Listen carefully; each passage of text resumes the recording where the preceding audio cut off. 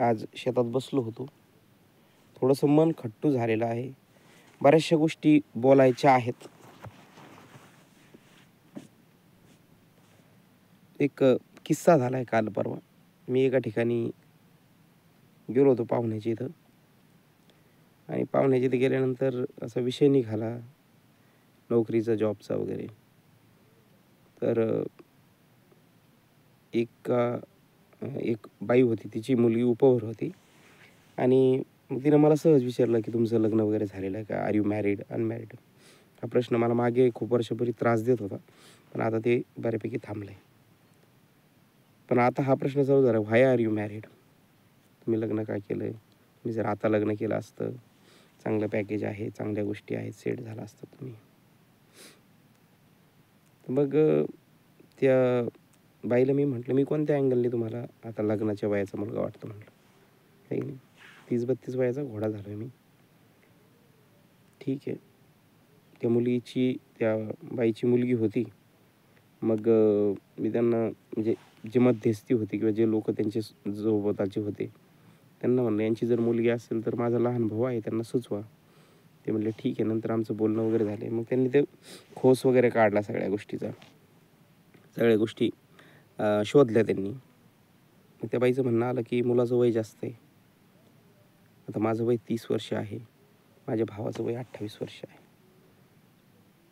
म्हणजे ज्या बाईला माझ्याकडे पाहून असं वाटतं, की हा माणूस अनमॅरिड असेल, त्या बाईला माझ्यापेक्षा 2 वर्षांनी लहान असणारा माझा भाऊ जास्त वयाचा वाटतो.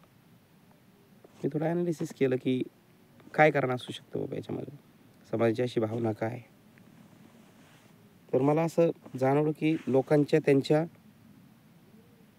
पात्रतेपेक्षा, स्पष्टच बोलायचं म्हणलं तर त्यांच्या अवकातीपेक्षा त्यांना खूप मोठ्या अपेक्षा ते ठेवून आहे.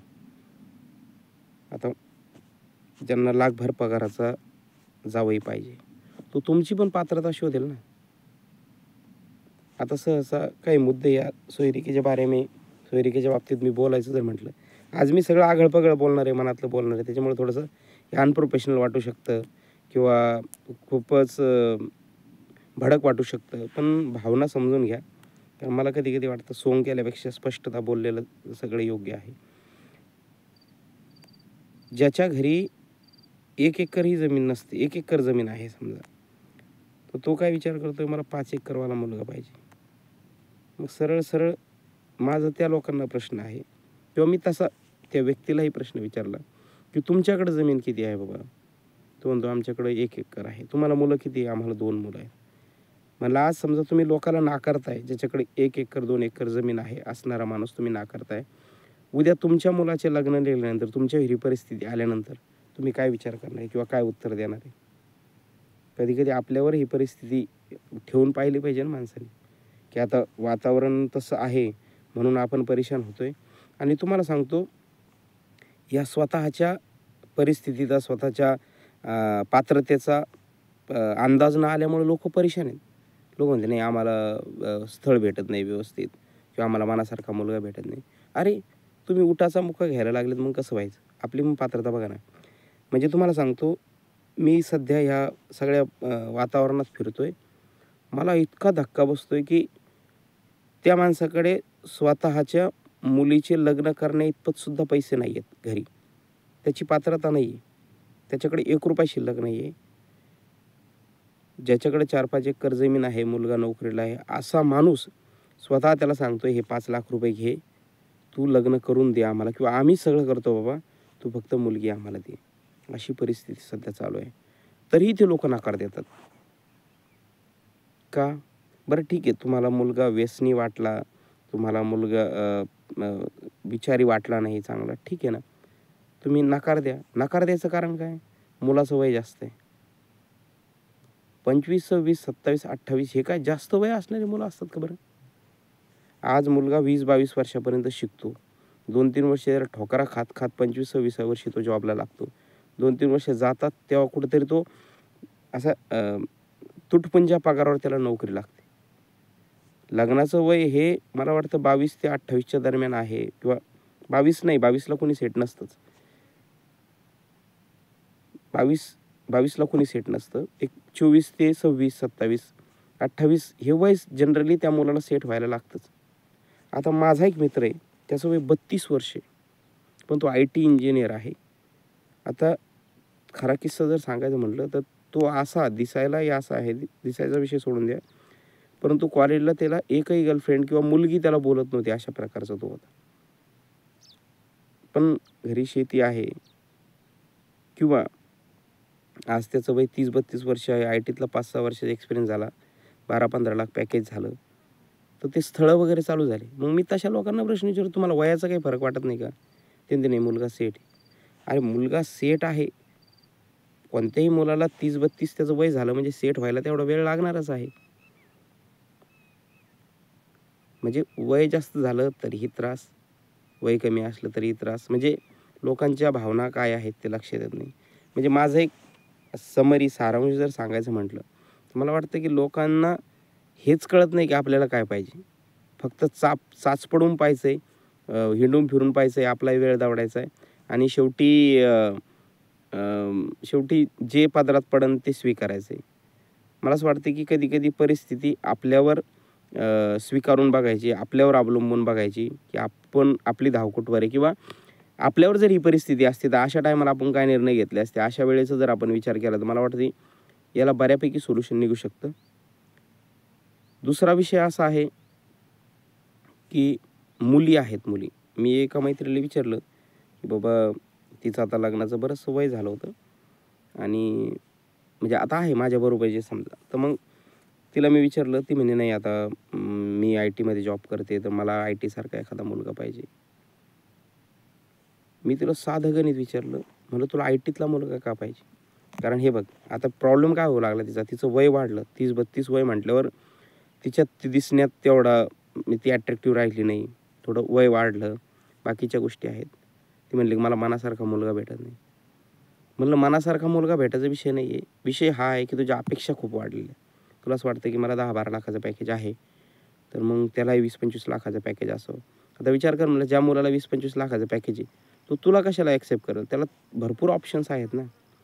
म्हणजे मला एक समाजातली खंत सांगायची वाटते की एखादा मुलगा आहे ज्याला IT मध्ये 10-12 लाखाचं पॅकेज आहे, तो बेरोजगार मुलीशी लग्न करू शकतो, तो घरात बसलेल्या मुलीशी लग्न करू शकतो, 10वी-12वी पास मुलीशी लग्न करू शकतो.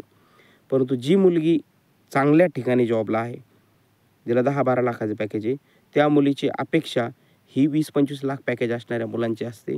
मला असं वाटतं की मुली त्या लेवलला असा काय विचार करत नाही, एखादा बेरोजगार मुलगा आहे, एखादा कमी शिकलेला मुलगा आहे, एखादा स्थिर स्थावर मुलगा आहे, अशा मुलासोबत त्या लग्न करायचा काय विचार करत नाही. भयान किचकट प्रश्न आहे हा. लोकांच्या अपेक्षा मुलींच्या तरी त्यांच्या वरतीच आहेत. म्हणजे त्यांची जी पात्रता आहे त्याच्यापेक्षा त्यांना डोक्याच्या वरचढ मुलगा हवा असतो. थोडंसं मानसिक दृष्टिकोनातून किंवा सामाजिक दृष्टिकोनातून जर या गोष्टीचा विचार केला तर मुलींना त्याच्यापेक्षा कधीही वरचढ असा मुलगा किंवा ताकदवर पुरुषांच्या त्या शोधात असतात. हा नैसर्गिक नियम आहे. ज्ञानेश्वरीच्या ओवीमध्ये मी असं वाचलंय की तिच्यापेक्षा जर ताकदवर पुरुष असेल तर ती मुलगी त्याच्याकडे टिकते किंवा ती तिच्यापेक्षा ताकदवर पुरुषांकडे ती आकर्षित होत राहते. म्हणून आपल्या पात्रतेपेक्षा ती जास्त ताकदवर पुरुष शोधत असते, हे तेवढंच खरं आहे. पण मला असं वाटतं की आपली चादर किटवर आहे त्याच्याबद्दल थोडासा अंदाज, त्याच्याबद्दलचा थोडा आवाका घ्यावा. कारण तुम्हाला जरी वाटत असेल की बाबा माझ्याकडे 2 एकर जमीन आहे, मी 5 एकरवाला शोधतोय, तिथं ठीक आहे. पण तुम्ही जर 10 एकरवाला, 20 एकरवाला, त्याला नोकरी पाहिजे, त्याला गाडी पाहिजे, सगळ्या सेटलमेंटच्या वस्तू आहे. म्हणजे मी असं बघितलंय की लोकांकडे स्वतःचं घर नाही, पण ते इकडं त्यांची शहानिशा करतायत, यांचं मोजमाप करतायत. थोडंसं अंतर्मनात झाकून बघा आणि थोडं प्रारब्धाचा विषय असतो, ज्याचं त्याचं शेअर असतो असं म्हणतात. जुन्या गोष्टी ह्या मला वाटतात. म्हणजे माझं जेव्हा लग्न झालं तेव्हा मला 10,000 रुपये पगार आणि काही नाही. तेव्हा जर माझ्या सासऱ्याने विचार केला असता, 10,000 रुपये पगार याला, याच्याकडं जमीन अशी कमी आहे, तर मग काय. पण आज मला असं वाटतं माझ्या सासऱ्याने तो अंधीमध्ये घेतला नाही निर्णय, तो आज फायदेशीर घेतला असता, फायदेशीर आहे. कारण आज समाजामध्ये माझ्यासारख्या नवरदेवाला 10-15 लाख रुपये हुंडा कुणी दिला असता. पण मला असं वाटतं की तो जो त्यांचा निर्णय असेल, काय त्यांनी माझ्यात बघितलं असेल, दिली मला मुलगी.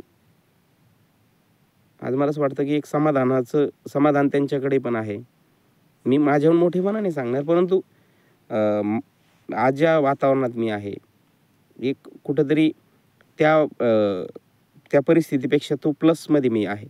मला असं वाटतं की लोकांनी थोडंसं त्या मुलाची कर्तबगारी पण पाहिली पाहिजे, की बाबा कारण त्याचं आज लग्नाचं वय आहे, तो लग्न करेन, हळूहळू सेटलमेंट होईल, आहे की नाही.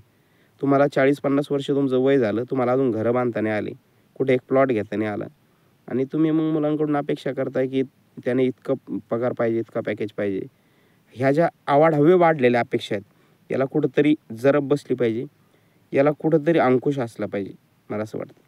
तर ही समाजव्यवस्था थोडी ठिकाणावर येईल, नाहीतर सगळं गोलमाल चालू राहणार आहे. चालन, थोडंसं मनात असं साचलं होतं, बोलायचं होतं म्हणून बनवला व्हिडिओ. चला, धन्यवाद. रामकृष्ण हरी.